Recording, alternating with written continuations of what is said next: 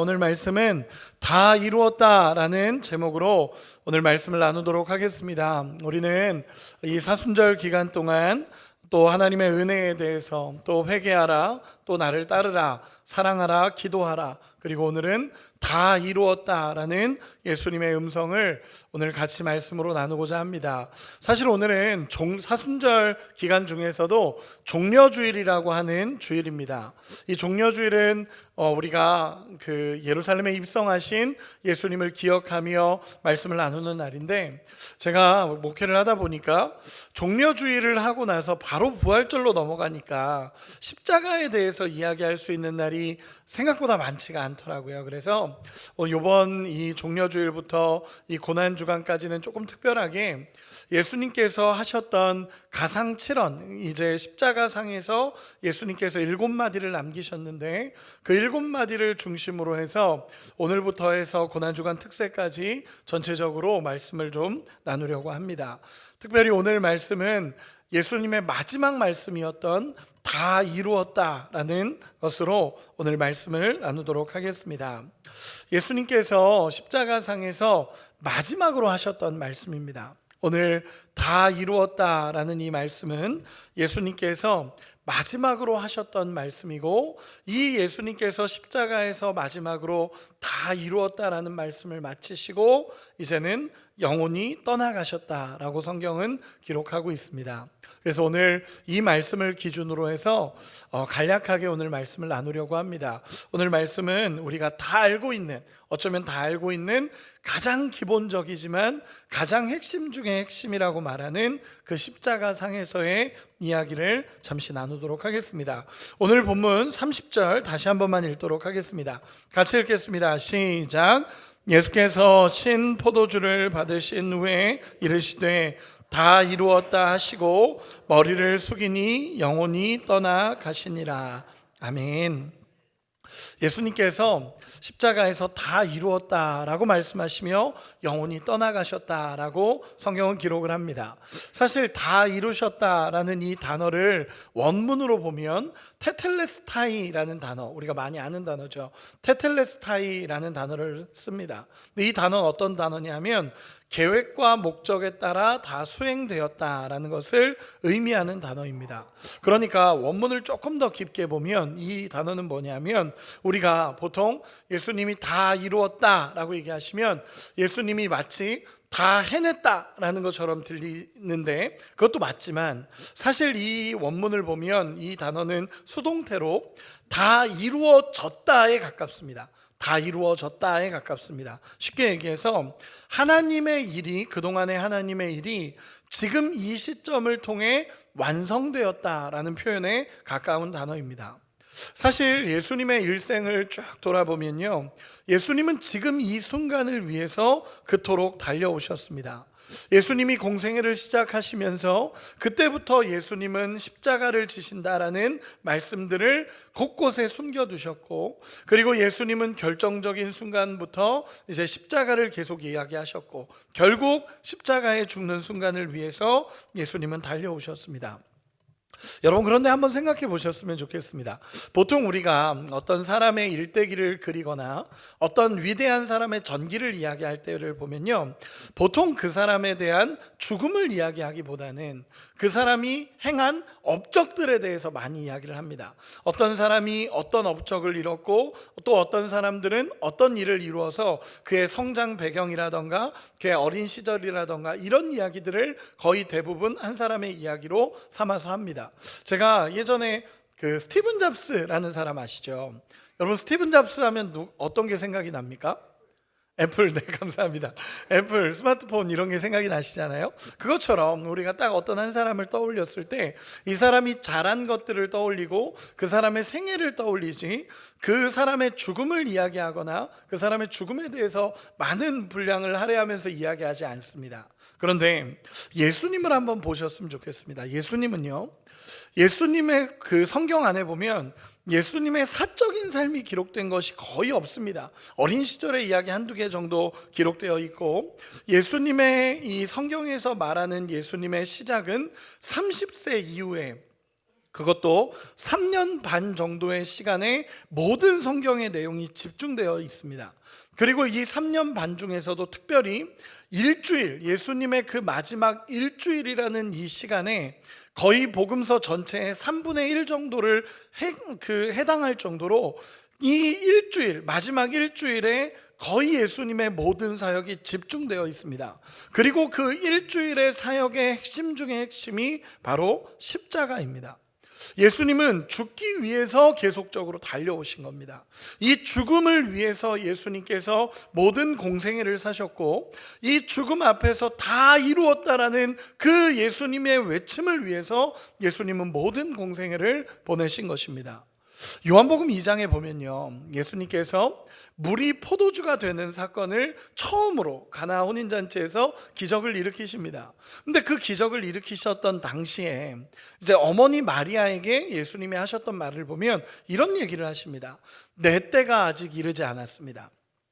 내 때가 아직 이르지 않았습니다 라는 얘기를 예수님께서 가나 혼인잔치에서 마리아에게 하십니다. 근데 예수님께서 이 복음서 전체적으로 봤을 때 약 7번 정도를 아직 내 때가 이르지 않았습니다 라고 예수님은 계속적으로 선언을 하셨습니다. 아직 내 때가 이르지 않았다라는 것입니다. 그런데 오늘 예수님의 말씀을 보면 테텔레스타이라는 이 다 이루어졌다라는 말씀을 자세히 보면요, 이제는 예수님의 때가 완성이 됐고, 이제는 모든 것이, 예수님의 모든 사역이 이제는 이루어졌다라고 예수님께서 선언하신 것입니다. 그동안에는 때가 아직 이르지 않았다라고 말씀하신 것이 예수님의 대부분의 모습이었는데, 이 십자가에서 마지막으로 다 이루었다라고 선언하시는 그 순간만큼은 이제 예수님의 모든 것이 이루어졌고 완성되었다라는 표현으로 예수님께서 말씀하신 것입니다. 여러분, 그러면 우리가 이제는 한 가지를 이야기해 봐야 되는 게 있습니다. 무엇이냐면 대체 무엇을 다 이루신 것인가 라는 것입니다. 예수님이 다 이루셨다라고 십자가에서 선언하셨다면 여러분, 예수님이 무엇을 다 이루셨을까요? 사실은 그 십자가를 우리가 이렇게 보면 너무 무기력한 모습이잖아요. 우리야 우리가 이제 예수님이 하셨던 놀라운 사역과 은혜를 다 알기 때문에 그 십자가를 볼 때 기쁨이 되고 감사가 되고 눈물이 되지만, 사실 그 당시에 예수님께서 십자가에서 돌아가시는 그 순간은 사실은 사람들의 눈에 너무 무기력해 보였고, 저 사람이 신이라고 하나님이라고 이야기했지만 결국 저 현장에서 죽는구나 라는 게 사람들의 다 모든 사람의 시선이었을 것입니다. 그런데 예수님은 그 무기력하게 죽어가는 것처럼 보이는 그 시간, 아무 힘도 없다라고 말하는 그 시간, 누가 봐도 저 사람은 이제 생명이 끊어지겠구나 라고 말하는 그 십자가의 순간에 예수님의 한마디는 다 이루었다, 다 이루어졌다 라고 예수님께서 선언하시고 십자가에서 이 영혼이 떠나시는 이 역사가 일어났다라는 것입니다. 여러분, 그러면 오늘 제가 하고 싶은 질문은 예수님은 대체 무엇을 다 이루셨냐라는 것입니다. 예수님이 왜 십자가 앞에서 마지막으로 다 이루셨다라고 말씀하시는가라는 것입니다. 이 질문에 대한 대답으로 오늘 본문을 기준으로 해서 딱 3가지 정도로만 오늘 말씀을 나누고 싶습니다. 이 3가지 정도의 말씀은 사실은 우리가 다 알고 있는 내용의 말씀이기도 하고 우리가 계속적으로 들어왔던 말씀이기도 합니다. 그러나 이 3가지, 왜 모든 것을 예수님이 이루셨다라고 말하시는가라는 이 3가지가 우리 마음속에 새겨진다면 진짜 우리 안에 예수님의 십자가와 그 은혜의 깊이가 누려질 줄로 저는 믿습니다. 그래서 첫 번째부터 다뤄보도록 하겠습니다. 다 이루어졌다라는 것의 첫 번째 의미는요, 모든 죄를 지고 가는 어린 양의 사명을 이루신 것입니다. 여러분, 예수님의 십자가에서의 완성, 다 이루셨다라는 것은요, 절대적으로 이야기해야 될 한 가지, 우리의 모든 죄를 대신해서 십자가에서 한 마리의 대속 죄물로서 십자가에서 죽으셨다라는 것입니다. 우리 요한복음 1장 29절 띄워주시면 같이 읽도록 하겠습니다. 같이 읽겠습니다. 시작. 이튿날 요한이 예수께서 자기에게 나아오심을 보고 이르되 보라, 세상 죄를 지고 가는 하나님의 어린 양이로다. 아멘. 예수님의 처음 등장하시는 예수님의 장면을 보면서 세례 요한이 이렇게 얘기하는 겁니다. 세상 죄를 지고 가는 하나님의 어린 양이다 라고 이 말씀은 선언합니다. 여러분, 이것을 예수님이 이루셨다라는 것입니다. 이 세상의 모든 죄를 짊어지고 십자가에서 죽음을 담당하시기 위해서 이 땅에 오신 예수님이라는 것입니다. 이 테텔레스타이라고 말했던 다 이루어졌다라는 이 단어는 사실은 우리만 쓰던 단어가 아니라 그 당시 시장에서 일반적으로 쓰였던 단어입니다. 어떤 단어냐면 실제 상거래에서 지불해야 될 금액을 다 지불하고 거래가 완료되었다라는 도장을 찍어줄 때, 그 도장을 찍을 때 테텔레스타이라고 한다고 합니다. 그 얘기는 뭐냐면 모든 거래가 완료됐고 모든 값이 지불되었다라고 할 때 이 테텔레스타이라고 이야기를 하는 것입니다. 즉 우리의 모든 죄값을 예수님이 다 치르시는 것을 완성하셨다라는 것이 이 다 이루었다의 의미라는 것입니다. 여러분, 우리가 자세하게 살펴보고 우리가 중요하게 구별해야 될 한 가지가 있습니다. 그게 뭐냐면 예수님은 우리를 대신해서 죽으셨다라는 것입니다. 우리가 예수님이 우리를 위해서 죽으셨습니다 라고 많이 얘기하는데, 이 위해서라는 단어는 예수님의 사랑이 강조되는 단어입니다. 예수님이 우리를 사랑해서 우리를 위해서 십자가에서 죽으셨습니다 라는 것을 강조하는 단어인데, 여러분, 위해서라는 단어보다는 좀 더 정확하게 표현하려면 우리를 대신해서 죽으셨습니다가 맞습니다. 여러분, 대신이라는 이 단어 안에는요 자격과 조건을 이야기합니다. 여러분, 아무나 우리의 죄를 대신해서 죽을 수가 없습니다. 우리를 위해서는 죽을 수 있죠. 저를 정말 사랑해 주는 사람이 저를 위해서 죽었다, 그럼 그건 이해할 수 있습니다. 그런데 저를 대신해서 죽었다라는 표현은 쓸 수 있는 표현이 아닙니다. 왜냐하면 이 대신이라는 것은 자격과 조건을 갖추기 때문에 그렇습니다. 여러분, 죄인이 죄인을 위해서 죽을 수 없습니다. 죄인인데 이 죄인 또한 죄인인데 그 죄인을 위해서 죽는다는 것은 말이 되는 이야기가 아닙니다. 죄인은 죄의 값을 치를 수가 없습니다. 그래서 하나님께서 이 땅에 오셔서 흠없는 제물로서 모든 십자가를 치신 것이 대속의 사건입니다. 성경은 이것에 대해서 계속적으로 구체적으로 구약에 이야기를 하고 있습니다. 레위기 1장에 보면 번제를 드리는 장면이 나오는데, 그 장면에서 어떻게 하냐면 이 번제를 드릴 때에 흠없는 어린 양에게 이 한 사람의 모든 죄를 전가합니다. 이 양에게 모든 죄를 전가하고 이 양이 그 모든 죄를 짊어진 대속 제물로서 죽게 됩니다. 그러면서 이 어린 양에게 있는 흠없음이 우리에게 오게 되고 우리의 죄가 그에게 가서 결국 이 대속 죄물로서 이 어린 양은 죽게 됩니다. 그것이 구약에 있었던 번제의 형태입니다. 그리고 출애굽기로 가면 출애굽기 12장에 유월절 제사에 대해서 나오는데, 이 유월절 제사에서 이 유월절이라는 것은 어떤 거냐면 애굽에 10가지 재앙이 내려서 결국 출애굽이 이루어지죠. 근데 그 애굽에 내렸던 10가지 재앙 중에 마지막 재앙이 무엇이었냐면 장자의 죽음의 재앙이었습니다. 모든 장자가 죽는다는 것이었습니다. 그런데 이 마지막 재앙이 독특했던 것은 무엇이냐면 애굽에만 재앙이 내리는 게 아니라 이스라엘 모든 전역, 그 땅에 있는 모든 전역에 이 10번째 재앙이 내리겠다라고 하나님이 선언하신 것입니다.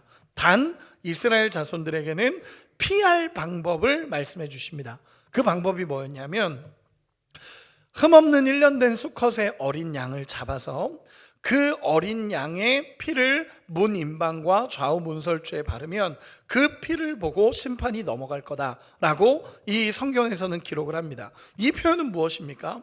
한 마리의 양이 이 가정을 대신해서 죽음을 통하여 이 가정에 있는 모든 심판이 넘어간다라는 것을 보여준 구절이 이 구약 성경의 내용입니다.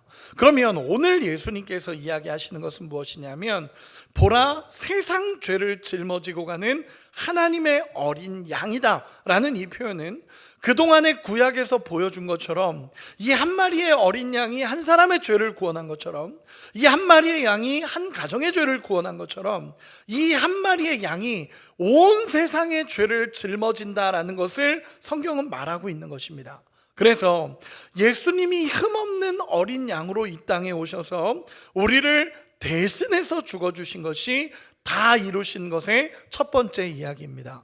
여러분, 예수님께서 우리의 모든 죄를 대신해서 죽어주셨습니다. 십자가에서 모든 대속을 이루셨습니다. 그 은혜에 감사할 수 있는 우리 모두가 되시기를 소망합니다. 이것이 첫 번째, 예수님께서 다 이루셨다라고 말씀하신 것입니다. 두 번째는 무엇이냐면, 예수님의 십자가상에서 죽음을 통하여 다 이루셨다라고 말하는 두 번째 이야기는, 예수님은 죽음의 권세를 이기시고 죽음의 종노릇하는 모든 것을 끊어내기 위해서 예수님은 이 땅에 오셔서 십자가에서 죽으셨다라고 성경은 이야기합니다. 히브리서 2장에 보면요, 성육신의 핵심 진리를 이야기합니다. 성육신이라는 게 뭐냐면 하나님께서 인간으로 이 땅에 오셨다라는 것입니다. 이걸 성경에서는 계속 이야기를 하거든요. 그런데 중요한 건 뭐냐면 하나님께서 이 땅에 오셨다라는 것을 선언하는데, 하나님께서 이 땅에 왜 인간의 육체를 입고 오셔야만 했는지에 대한 내용은 히브리서에 등장을 합니다. 히브리서 2장에 나오게 되는데, 예수께서 이 땅에 오셔서 육신을 입고 오셔서 왜 십자가에서 죽으셔야만 했는가라는 내용이 히브리서 2장에 나옵니다. 우리 히브리서 2장 14절 15절 같이 한 번만 읽겠습니다. 시작. 자녀들은 혈과 육에 함께 지니심은 죽음을 통하여 죽음의 세력을 잡은 자 곧 마귀를 멸하시며 곧 죽기를 무서워함으로 한평생 매어 종노릇하는 모든 자들을 놓아주려 하심이니. 아멘. 이 14절 한 번만 띄워주시기 바랍니다. 14절을 띄워주시면 중간쯤에 보면, 그도 또한 같은 모양으로 혈과 육을 함께 지니심은 이라고 이야기합니다. 즉 예수께서 이 땅에 육신을 입고 오셨음은 이라고 표현하는 건데, 그 뒤로 보면 이 죽음을 통하여 죽음의 세력을 잡은 자 곧 마귀를 멸하시며 또 죽기를 무서워하며 한평생 매어 종노릇하는 모든 자들을 놓아주기 위해서 예수님께서 이 땅에 오셔서 십자가에서 죽으셨다라고 선언하는 것입니다. 조금 더 쉽게 표현해서, 예수님께서 십자가에서 모든 것을 완성시키고 죽음을 통하여 그 안에 있던 죽음을 다스리는 모든 사단의 권세를 끊어내시기 위해 이 땅에 오신 것이고, 또 죽기를 두려워하는 우리들, 죽기를 두려워하고 무서운 우리들에게 죽음이 끝이 아니라 영원한 생명이 있다는 것을 보여주시기 위해서 십자가에서 죽으심으로 모든 것을 완성하셨다라는 것입니다. 여러분, 조금 더 쉽게 표현해 보겠습니다. 우리에게 죽음의 권세를 다스리는 모든 마귀를 멸하시기 위해서 십자가에서 죽으시고 살아나셨고, 또한 죽음이 끝이라고 여기는 우리의 인생에 예수님이 직접 그 십자가 상에서 죽음을 경험하시고 부활하심으로 말미암아 더 이상 죽음이 끝이 아니라는 것을 예수님께서 보여주시고 완성하셨다라는 것입니다. 여러분, 죽음이 안 무서운 사람이 어디 있겠습니까? 저도 이제 웰다잉이라는 수업을 들으면서, 제가 수업을 듣고 또 연구를 하면서 죽음을 두려워하지 않는 사람이 없구나라는 생각을 참 많이 했습니다. 예수를 믿는 사람들 중에서도 이 인생의 마지막이 가면 죽음이 두려워지고 죽음이 어려워지는 게 인간의 본성이고 그런 모습들이 나타날 수밖에 없습니다. 그런데 여러분, 예수님이 이런 이야기를 하시는 겁니다. 죽음에 매여서 평생토록 그 죽음 때문에 종노릇하는 너희에게 그 죽음이 끝이 아니라는 것을 보여주기 위해서 내가 십자가에서 다 이루었다라고 예수님께서 선언하시는 것입니다. 여러분, 이렇게 한번 생각을 해볼까요? 죽음이라는 게 뭡니까? 죽음이라는 것은 쉽게 정의하기가 어렵습니다. 그래서 보통 죽음을 정의할 때는 생명이 없는 상태라고 정의를 합니다. 그럼 다르게 한 번만 정의를 해보겠습니다. 여러분, 어둠을 정의해 보시기 바랍니다. 어둠은 뭘까요? 네, 다 들리는 것 같습니다. 한 번만 더 크게, 누군가 크게 얘기해 주면 좋겠어요. 어둠이 뭡니까? 네, 빛이 없는 상태를 어둠이라고 합니다. 우리 아까 찬양팀에서 찬양할 때도 빛이라는, 빛에 대한 찬양을 했는데, 어둠은요, 빛이 없는 상태가 어둠입니다. 어둠이라는 걸 정의하기는 어렵습니다. 그런데 이 어둠을 정의하자면 그냥 빛이 없는 상태입니다. 어둠은 실체가 없는 겁니다. 여러분, 빛이 딱 들어오는 순간 어둠은 사라져 버립니다. 빛이 딱 들어오는 순간 어둠은 사라져 버리고, 이 빛이 없는 상태가 어둠인 거지, 이 어둠 속에 빛 한 줄기만 딱 들어와도 그곳은 밝혀지는 것이 이 모습입니다. 여러분, 사람들은 그런 이야기합니다. 자꾸 어둠이 더 어두워지고 빛이 있는데 어두워지면 빛이 사라질 것처럼 얘기를 하는데, 여러분, 아니요. 어둠이 아무리 어두워도 그 가운데 빛이 비치는 순간 그곳은 빛날 수밖에 없습니다. 그게 본질입니다.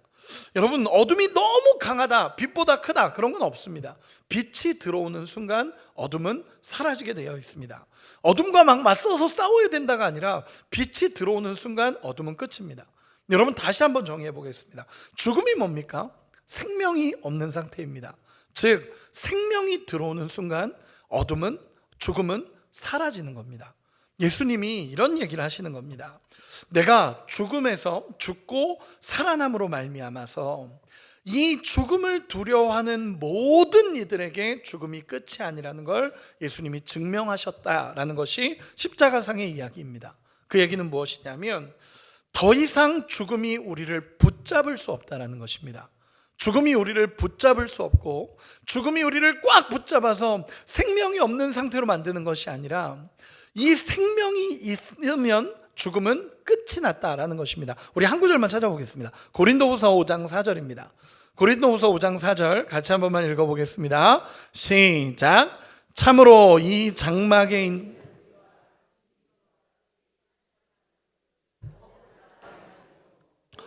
덧입고자 함이니 죽을 것이 생명에 삼킨 바 되게 하려 함이라. 아멘.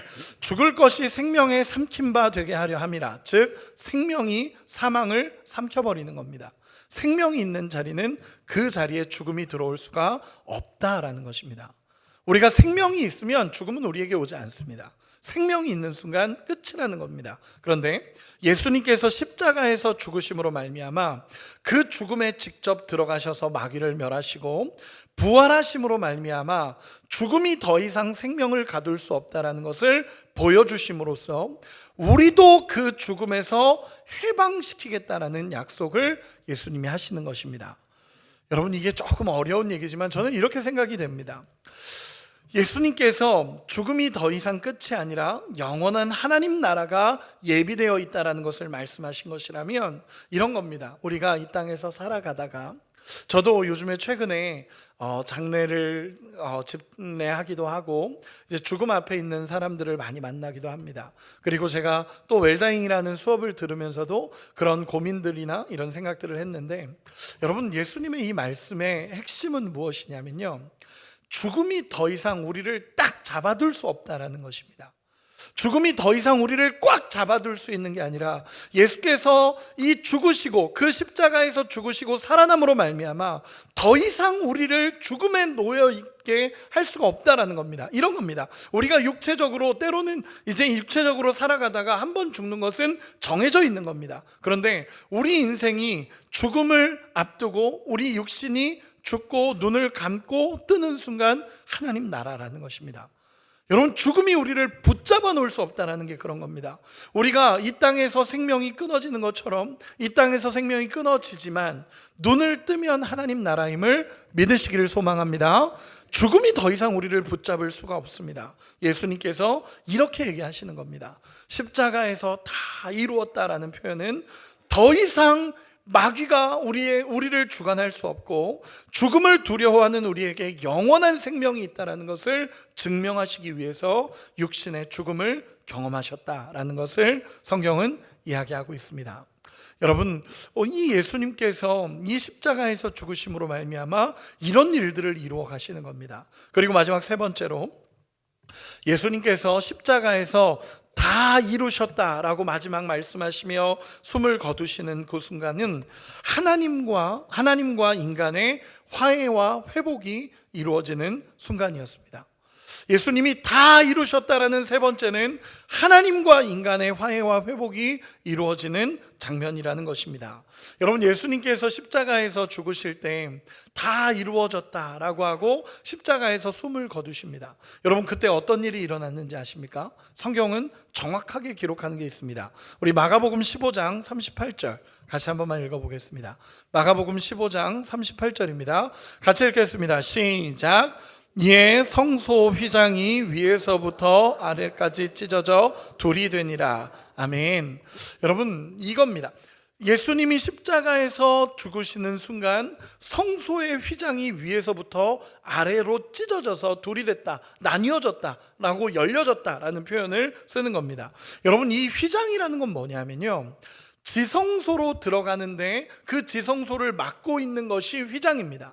여러분, 이 표현이 뭐냐면 지성소는 하나님의 영광의 임재가 있는 그 자리입니다. 그런데 그 자리로는 누구도 들어갈 수 없었습니다. 1년에 단 하루 대제사장만 죄를 사하기 위해서 그 자리에 들어갈 수밖에 없었습니다. 누구도 그 자리에 들어갈 수 없는데 1년에 딱 한 번 대제사장만 들어갈 수 있는 자리입니다. 그런데 그 휘장이라는 것은 철저하게 하나님과 인간의 분리 상태를 의미합니다. 구별된 걸 의미하는 것입니다. 그래서 누구나 함부로 들어올 수 없다는 걸 의미하는 건데, 예수님께서 십자가에서 그 죽으시는 그 순간 이 휘장이 위에서 아래로 찢어지면서 더 이상 구별이 사라져 버립니다. 여러분, 이 표현은 무엇이냐면 예수님께 이제는 우리가 나아갈 수 있는 길이 열렸다라는 것입니다. 이 하나님의 영광의 임재 앞으로 우리가 나아갈 수 있는 길이 열렸고, 대제사장만 들어갈 수 있었던 그 자리에 이제는 우리가 믿음으로 담대하게 그 현장으로 나갈 수 있다라는 것입니다. 여러분, 믿으십니까?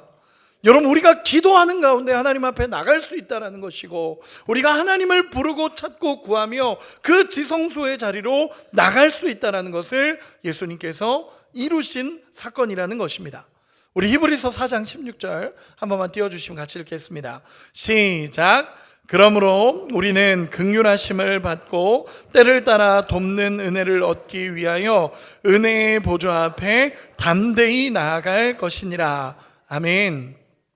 여러분, 사실 죄지은 인간은 하나님의 영광으로 나갈 수가 없었죠. 그런데 예수께서 십자가에서 모든 죄를 담당하심으로 말미암아, 그 죽음으로 말미암아 이제는 우리는 십자가를 믿는 자, 모든 믿는 자에게 하나님께로 나아가는 길이 열렸다라는 것을 예수님께서 오늘 선언하시는 것입니다.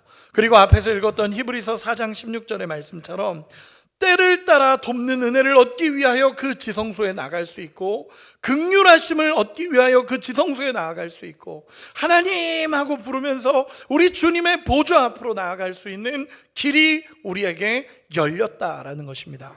여러분, 이게 얼마나 큰 은혜인지 아십니까? 여러분, 정말 이 은혜를 경험해 본 자가 압니다. 이 정말 우리가 기도하며 하나님의 임재를 경험하는 자가 이 영광을 압니다. 예수님이 십자가에서 이루심으로 말미암아 이제는 하나님 앞으로 나갈 수 있는 길이 우리에게 열려졌다라는 것입니다. 그래서 우리가 하나님 앞에 엎드리고 기도할 수 있고, 긍휼함을 얻기 위해서 우리 주님 앞에 나갈 수 있고, 때를 따라 돕는 은혜를 얻기 위하여 우리 주님 앞에 나갈 수 있고, 하나님하고 나갈 수 있는 이유는 예수께서 십자가에서 모든 화해를 이루셨다라는 것입니다. 여러분, 그 은혜를 마음껏 누릴 수 있는 우리가 되기를 소망합니다. 오늘 말씀을 좀 정리해 보겠습니다. 이렇게 정리하고 싶습니다. 우리는 예수님께서 이루신 그 십자가 앞에 나갈 때마다, 이 다 이루셨다라고 말하시는 예수님 앞에 나갈 때마다 깨달아질 수 있는 은혜가 있습니다. 그것이 무엇이냐면, 예수님이 십자가는 우리의 모든 죄를 대속하신, 나를 대신하여 십자가에서 죽으신 은혜라는 것을 첫 번째로 깨닫고, 또한 두 번째로는 예수님이 죽으심으로 말미암아 모든 사단의 일을 멸하시며 이제는 죽음을 두려워하는 우리에게 죽음이 더 이상 끝이 아니며 영원한 생명이 있다라고 선포하신 자리가 십자가의 자리이며, 그리고 마지막으로 하나님과 우리의 사이의 길을 여시며 이제 하나님의 긍휼하심의 자리로, 때를 따라 돕는 자리로 나아갈 수 있다는 것이 하나님의 은혜라는 것입니다. 여러분, 그 은혜를 깨닫고 주님의 십자가를 붙잡는 은혜가 있기를 소망합니다. 여러분, 예수님의 이 말씀은 마지막 유언이셨습니다. 다 이루어졌다. 그리고 십자가상에서의 이 7마디는 예수님의 마지막 유언이었습니다. 여러분, 유언은 언제 하는 겁니까? 유언은 죽기 전에 하는 겁니다. 그렇죠? 유언은 죽기 전에 하는 겁니다. 저도 이제 수업을 들은 웰다잉이라는 그런 프로그램을 하면서 저도 유언장을 막 직접 써봤습니다. 그래서 써보기도 하고 그랬는데, 유언은 어쨌든 죽음 직전에, 죽음 이전에 하는 것이 유언입니다. 그러면 유언이 효력이 발생하는 건 언제입니까? 죽음 이후에 유언의 효력은 발생합니다. 그것을 성경은 이렇게 표현합니다. 우리 히브리서 9장 16절 17절 같이 한번 읽어보겠습니다. 시작. 유언은 유언한 자가 죽어야 되나니 유언은 그 사람이 죽은 후에야 유효한즉 유언한 자가 살아있는 동안에는 효력이 없느니라. 아멘. 여러분, 이 표현이 어떤 표현이냐면 히브리서의 예수님에 관한 표현입니다. 이 말씀입니다. 예수님께서 십자가에서 죽으심과 동시에 예수님이 하셨던 모든 말씀이 이루어졌다라는 표현입니다.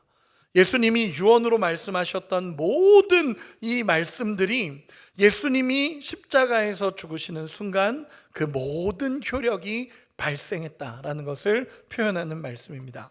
여러분, 예수님께서 십자가에서 죽으심을 통하여 우리의 모든 죄가 사해졌음을 믿으시기 바랍니다. 그리고 죽음이 더 이상 끝이 아니라 영원한 생명이 있다는 것을 믿고 우리 주님 앞으로, 그 보좌 앞으로 담대하게 나갈 수 있는 우리가 되기를 소망합니다.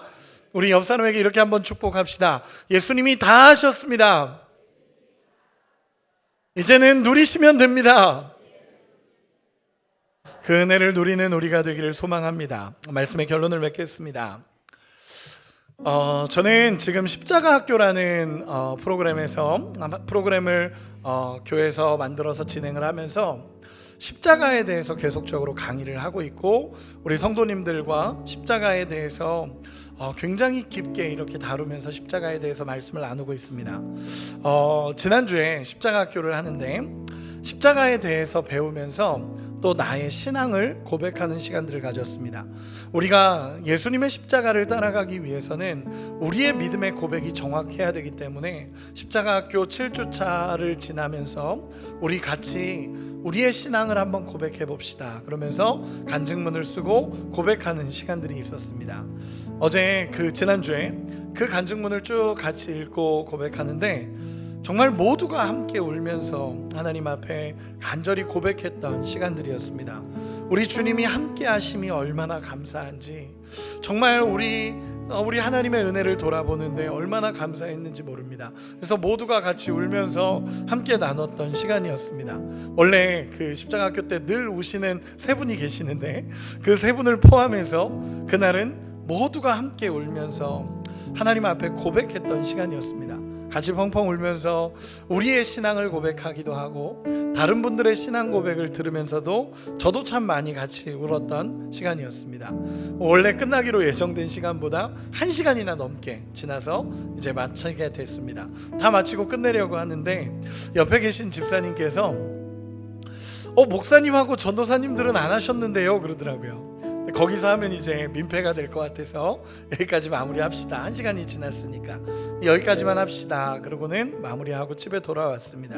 그런데 그 집사님이 하셨던 이야기가 계속 생각이 나는 겁니다. 목사님도 고백하셔야죠 라는 이 말이 계속 떠오르는 겁니다. 그리고 집에 돌아가서 딱 앉았는데 우리 주님이 너무 좋고 우리 주님이 너무 감사해서 저 또한 그 자리에서 주님 저의 전부이십니다, 주님 저의 소망이십니다 라는 믿음의 고백을 올려드렸던 시간입니다. 이 우리 십자가학교 팀에서 같이 고백했던 그 내용 중에 가장 많이 이야기하고 가장 이야기할 수밖에 없었던 고백이 뭐였냐면, 우리 인생을 이렇게 돌아보는데 하나님이 우리를 인도하셨다라는 고백과 주님의 은혜 없이는 살아갈 수 없는 인생이었는데 우리 주님이 우리를 붙잡아 주셨다라는 고백이 그 현장에 계속 넘쳐났습니다. 여러분은 어떻게 신앙 고백을 하고 계십니까? 우리 예수님의 십자가 앞에서 여러분은 무엇을 고백하시겠습니까? 저는 이 예수님의 십자가 앞에 서면, 그분의 그 피 흘리신 보혈 앞에 서면 우리 인생에 감사밖에 고백할 것이 없다라고 생각됩니다. 여러분, 믿음으로 우리 주님 앞에 감사로 고백하는 인생이 되기를 소망합니다. 우리 주님이 나를 여기까지 이끌어 오셨습니다라는 고백과 나도 우리 주님을 사랑하며 내가 믿음으로 이 길을 걸어갑니다라는 고백이 우리 가운데 있기를 소망합니다. 이번 한 주간, 이 고난 주간은요, 예수님의 십자가를 깊이 묵상하는 주간입니다. 특별히 저는 오늘부터 시작으로 고난 주간 이 새벽 기도까지 이 예수님의 7마디 가상 7원의 말씀을 나누려고 합니다. 준비하는 저도 먹먹할 정도로 예수님의 말씀이 이 마음판에 새겨져 있습니다. 여러분, 이 고난 주간 가운데 정말 예수님의 십자가를 붙잡는 은혜가 우리 가운데 있기를 소망합니다. 예수님이 다 이루셨다라고 말씀하셨습니다. 모든 죄와 사망을 지신 어린 양으로서 우리를 대신해서 십자가에서 죽으셨고, 우리에게 죽음을 두려워하지 않게 하기 위해서 죽음으로 말미암아 생명을 주신 그 역설의 모습이 우리 예수님이 주신 은혜입니다. 그리고 믿음으로 담대하게 우리 주님 앞에 나가면 우리 주님과 동행하며 우리 하나님의 은혜를 누릴 수 있다라고 우리 주님 말씀하십니다. 여러분, 우리 주님이 다 이루셨습니다. 믿으십니까? 다 이루셨습니다. 우리가 십자가 앞으로 나가기만 하면, 그 은혜를 붙잡기만 하면, 그 은혜의 자리에 서기만 하면 다 이루신 우리 주님의 영광의 은혜가 우리 가운데도 동일하게 경험될 줄 믿습니다. 예수님 앞에 나가면 회복됩니다. 예수님 앞에 나가면 다시 살아납니다. 우리의 무너졌던 모든 신앙, 무뎌졌던 모든 신앙이 이 고난주간, 이 기간들을 통하여 영광의 십자가, 그 부활의 영광이 우리 가운데 누려지기를 예수님의 이름으로 축원합니다. 우리 이 시간에 같이 찬양하고 기도하겠습니다.